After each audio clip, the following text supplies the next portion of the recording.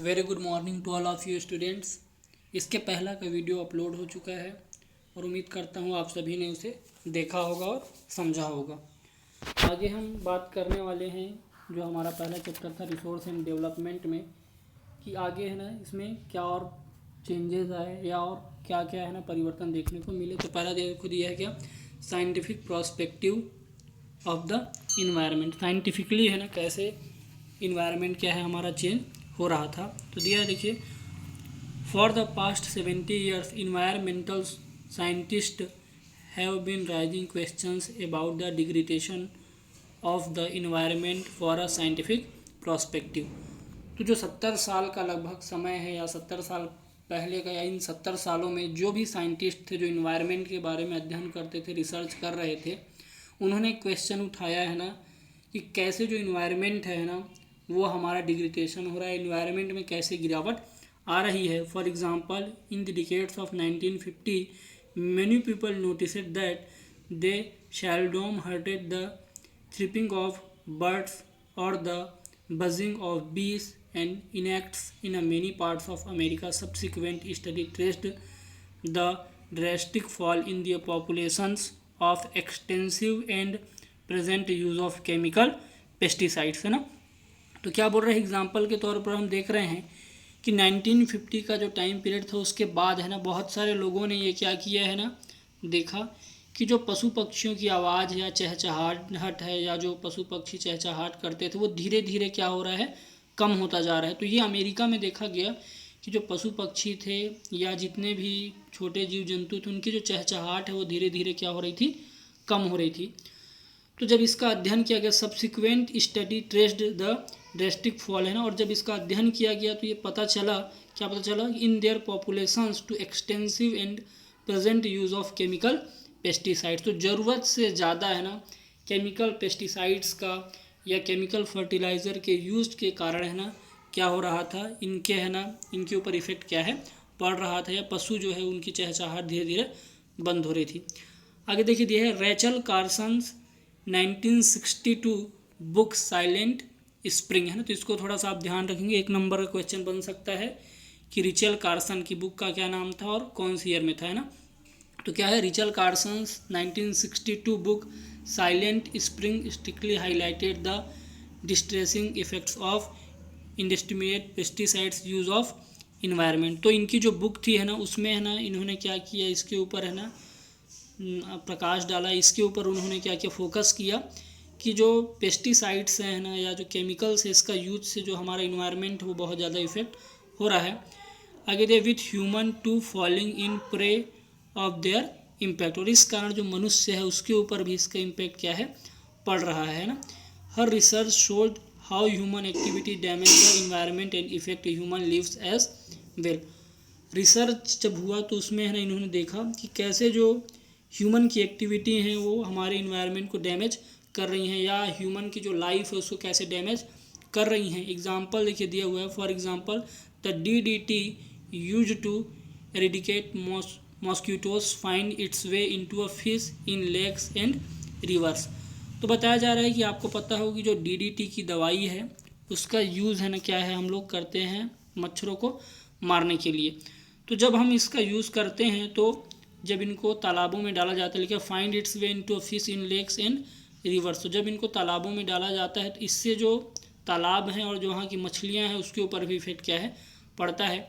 Even small amount of this toxic chemicals can कॉम्बिनेट and kill the fish, और इसकी छोटी से छोटी मात्रा भी यदि पानी में पहुँच गई तो इससे क्या होगा है ना, जो फिश है वो क्या है, मर जाएंगी, है ना। Even humans and birds consume the contaminated fishes the trace chemical residue और still enough to cause they harm.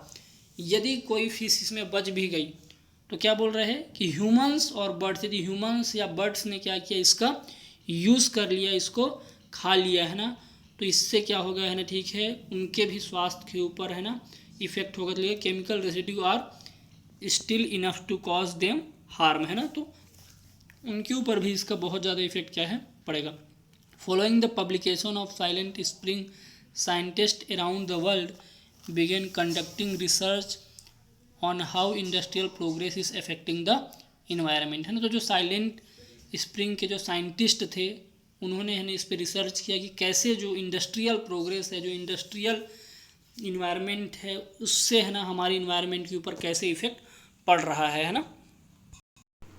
चलिए आगे देखिए क्या है। Environmental scientist say that our natural wealth is vast and complex web in which damage to a small segment can impact the whole system. तो जो environmental scientist है वो ऐसा मानते हैं कि जो हमारा नेचुरल वेल्थ है, जो हमारा प्राकृतिक संसाधन है, वो बहुत ज़्यादा विस्तृत है, वो बहुत ज़्यादा फैला हुआ है, और यदि किसी छोटे से भाग में भी इसका इम्पैक्ट होता है तो ये पूरे सिस्टम को इम्पैक्ट क्या है कर सकता है। जैसा कि आप अभी देख भी रहे हैं कि कोरोना वायरस, है ना, बिल्कुल एक, है ना, छोटे से जीव से उत्पन्न हुआ और फिर ये पूरे वर्ल्ड के ऊपर कैसा इम्पैक्ट दे रहा है। Every part of nature whether non living like water, air, rocks or soil or living like insects, birds, animals or crops is interconnected, है ना। तो जो हमारे नेचर में जितने भी लिविंग कंपोनेंट्स हैं या नॉन लिविंग कंपोनेंट्स हैं वो एक दूसरे से क्या है इंटर कनेक्टेड है। तो नॉन लिविंग कंपोनेंट्स क्या क्या होते हैं भाई, water, air, rocks and soils हैं। तो ये निर्जीव है जिनमें किसी अपना जीव नहीं है। और लिविंग कंपोनेंट्स में like insects, birds, animals and crops, जिसमें जीवन होता है ना। इनएक्ट्स मतलब कीड़े हो गए, पक्षी हो गए, पशु हो गए, हमारे खाद्यान्न हो गए ना। तो ये सब एक दूसरे से इंटर कनेक्टेड है। An activity in one part can effect the other, और यदि एक जगह के ऊपर या एक के ऊपर इसका इफेक्ट होगा तो इसका इफेक्ट दूसरे के ऊपर भी पड़ेगा। If we use pesticides to control insects they not only kill the insects but also enter our body via the food grains, है ना। तो यदि हम क्या करें, इनको मारने के लिए, है ना, क्या करते हैं, पेस्टिसाइड्स का यूज़ करते हैं, तो ये सिर्फ कीड़ों को ही नहीं मारता, ये फूड ग्रेन्स के थ्रू हमारे शरीरों में भी क्या होता है पहुंच जाता है। और the bodies of domestic animals why है दे कंज्यूमर, जब हम इसको खाएंगे तो ये हमारे बॉडी में भी पेस्टिसाइड्स या हार्मफुल जो केमिकल हैं वो हमारे बॉडी में आ जाएंगे। These toxic chemicals accumulate in our bodies to cause long term disease such as cancer, और इस कारण, है ना, बहुत लंबी बीमारी भी हो सकती है, जो कि आपको इसमें बताया कि कैंसर तक की बीमारी आपको हो सकती है। If you release toxic industrial influence into a river and streams the fish and other living organism in the water, animal drinking the water and humans who eat the fish are affected in this way. Air pollution, deforestation and mining activity affect the environment. तो क्या बोल रहे हैं, यदि हम इस, है ना, टॉक्सिक, है ना, जो हमारा केमिकल है, इसको हम पानी में छोड़ देते हैं तो इससे क्या होगा, जो लिविंग ऑर्गेनिज्म है, फिश है, उसके ऊपर इफेक्ट पड़ेगा। वाटर हमारा क्या हो जाएगा, है ना, इफेक्ट होगा, प्रदूषित हो जाएगा।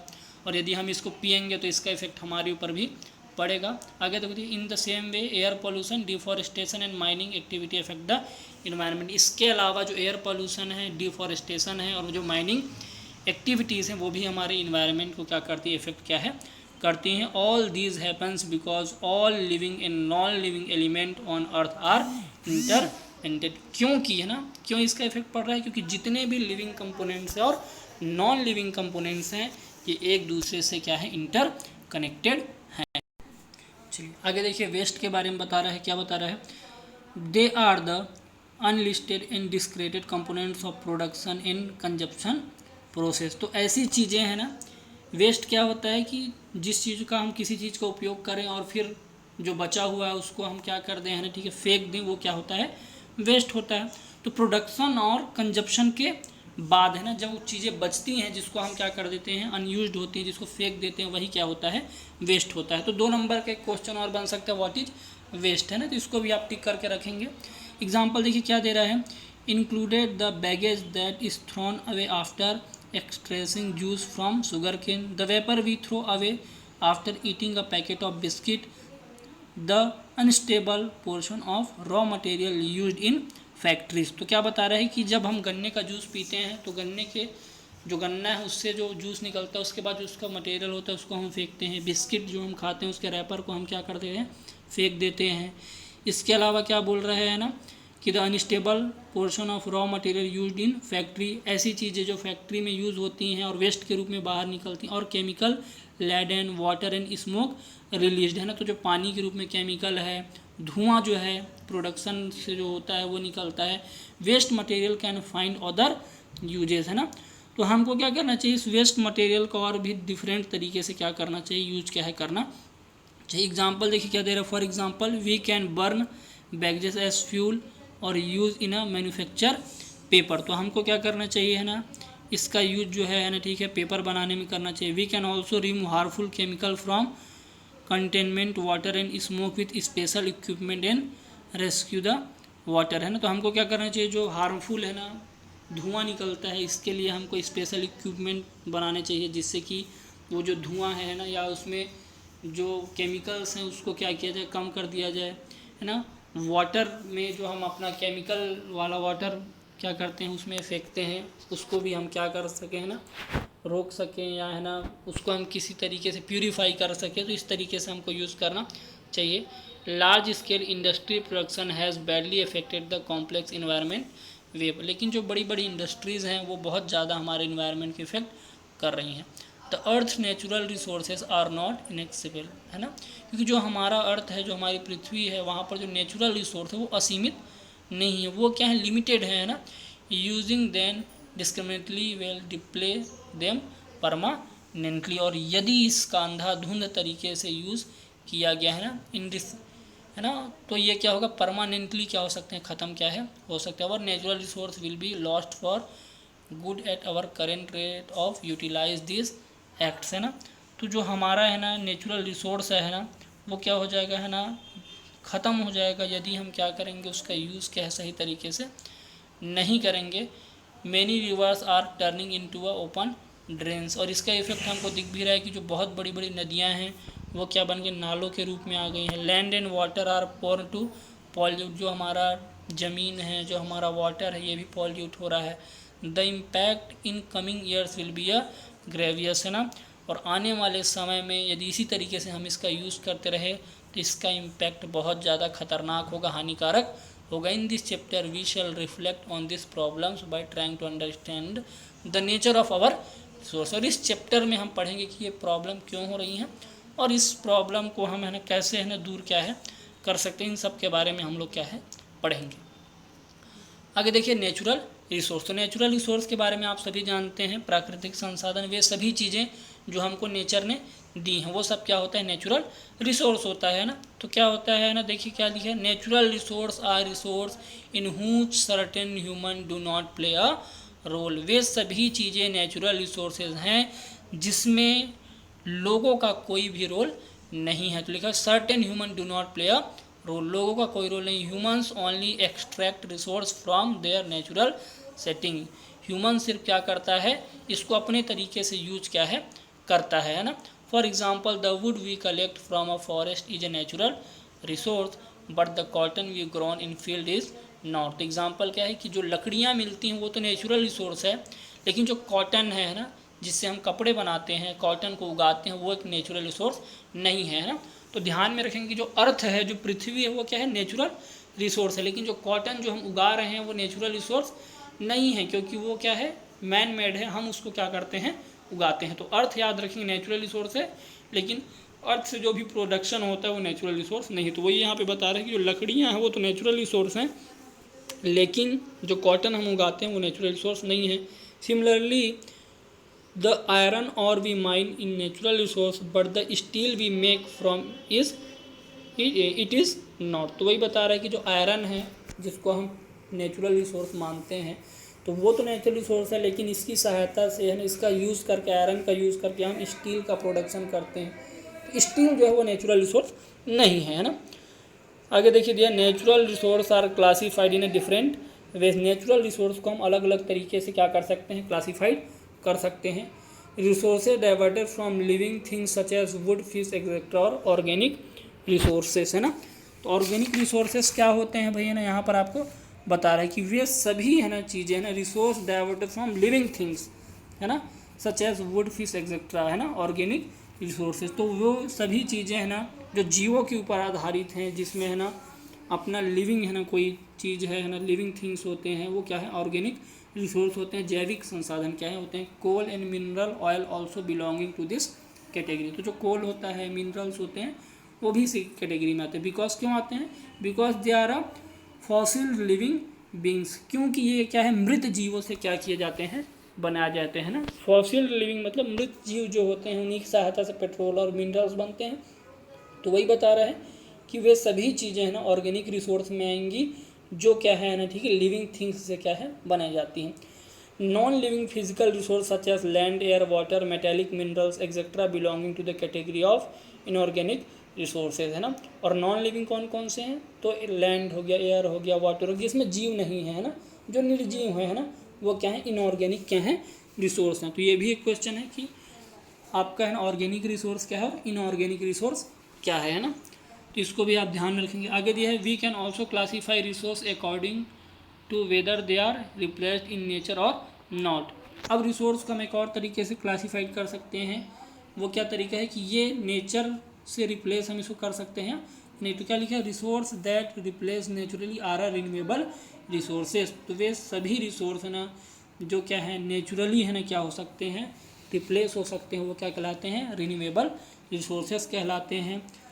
आगे दिया हुआ resource that are available in infinite quantities and do not replace easily are are non renewable resources. और ऐसे रिसोर्स जिनकी मात्रा बहुत कम है, बहुत सीमित है और जिनको हम रिप्लेस नहीं कर सकते हैं, वे सब क्या कहलाते हैं, नॉन रिन्यूएबल रिसोर्सेज, अनवीनीकरण संसाधन क्या है, कहलाते हैं। आपने इसके बारे में पिछली क्लासों में भी रिन्यूएबल और नॉन रिन्यूएबल के बारे में बहुत पढ़ा होगा। तो ये यहाँ तक हुआ। आगे की वीडियो में हम रिन्यूएबल और नॉन रिन्यूएबल रिसोर्सेज के बारे में पढ़ेंगे। आप इस वीडियो को ध्यान से देखेंगे, जो चीज़ नहीं समझ में आती है उसको आप क्वेश्चन भी कर सकते हैं। और जो स्टूडेंट्स इसका फ़ायदा नहीं ले रहे उनको भी आप कृपया बताने का प्रयास करें जिससे वो भी इसका फ़ायदा लें, क्योंकि क्लासेस कंटिन्यूअसली ऐसे ही आगे बढ़ेंगी और जो पीछे छूट जाएगा उसको बहुत दिक्कत होगी। तो जो अभी नहीं देख पा रहे हैं या जिनको पता नहीं है उनको जो देख रहे हैं वो कृपया बताने का प्रयास करें। धन्यवाद।